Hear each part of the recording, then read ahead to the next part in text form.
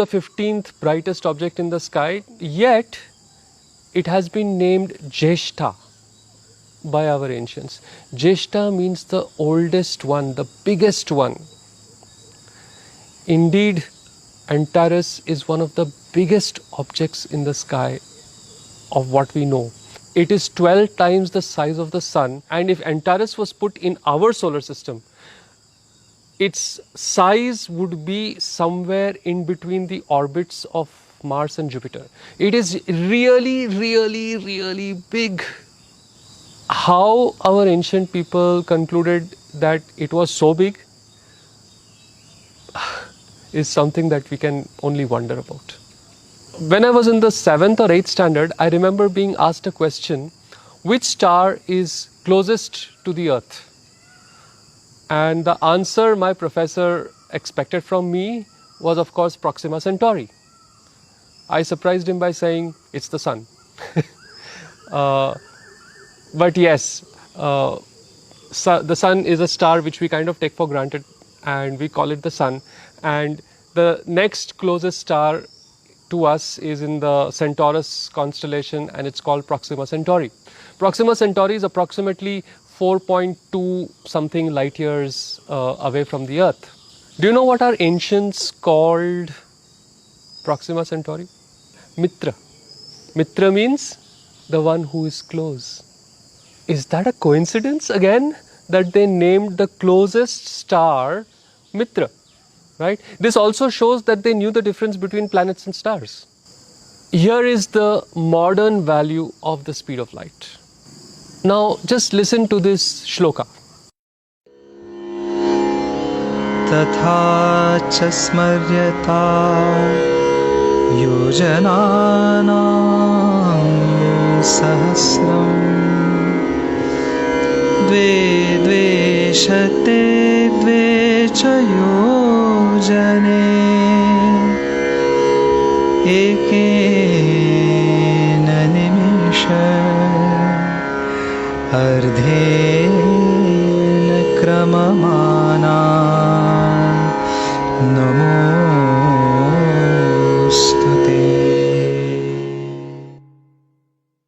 One nimisha is the amount of time it takes you to blink your eyes. One nimisha. And a yojana is around 8 miles. There is a lot of debate about this, but if you take the yojana to be somewhere near 8 or 9 miles, this particular shloka that we just heard is actually a formula to calculate the speed of light. And if you check out this value, you will find that it is remarkably close to the modern value of the speed of light. When people get married in the traditional way in India, the husband and wife are asked to step out of the mandapam and look at a particular star in the sky called Arundhati Vasishtha. Now, Arundhati and Vasishtha were supposed to be the ultimate married couple. She was always devoted and totally loved her husband. And Vasishtha, the great Rishi, was the most amazing, loving husband that you could think of for Arundhati.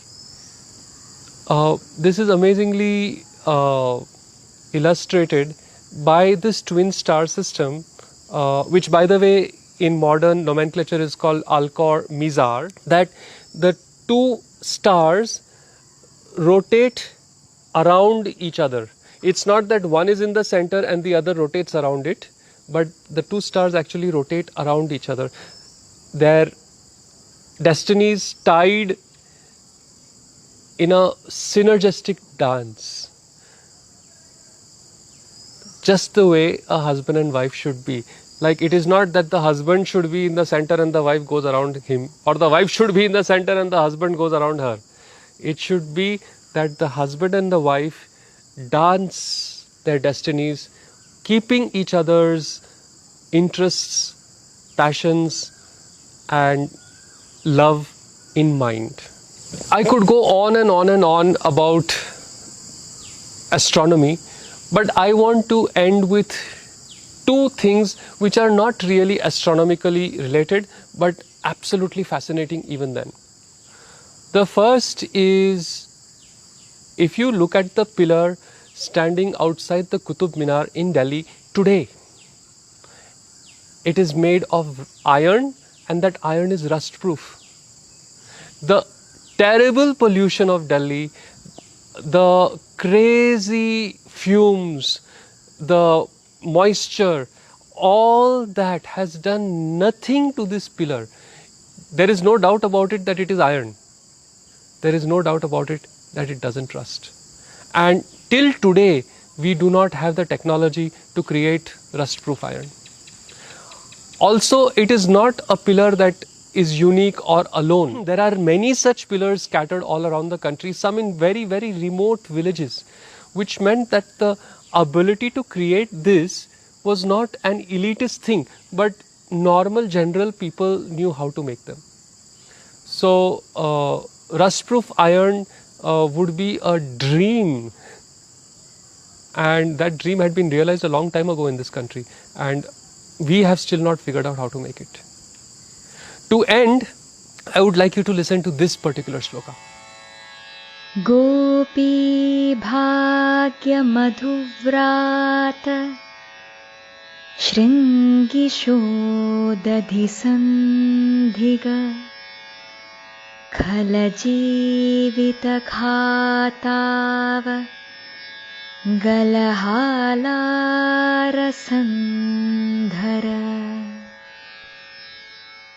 As you can see from the translation, it is one of those many shlokas that are there in the praise of Lord Krishna. But there is a secret here.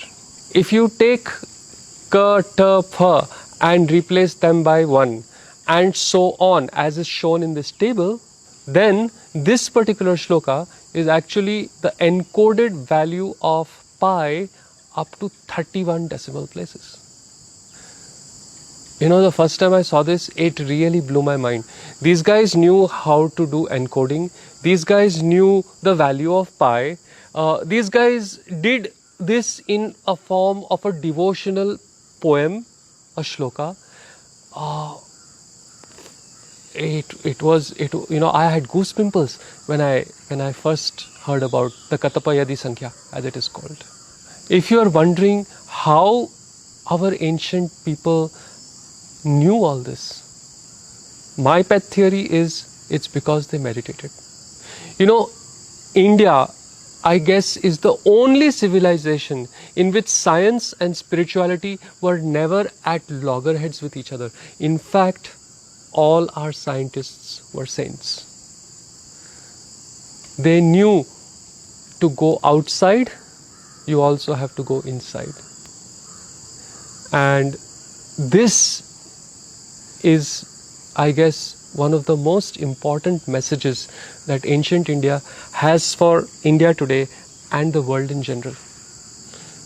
I hope you will also consider going a little inside as you continue to explore the mysteries and beauty of the outside. Thank you very much.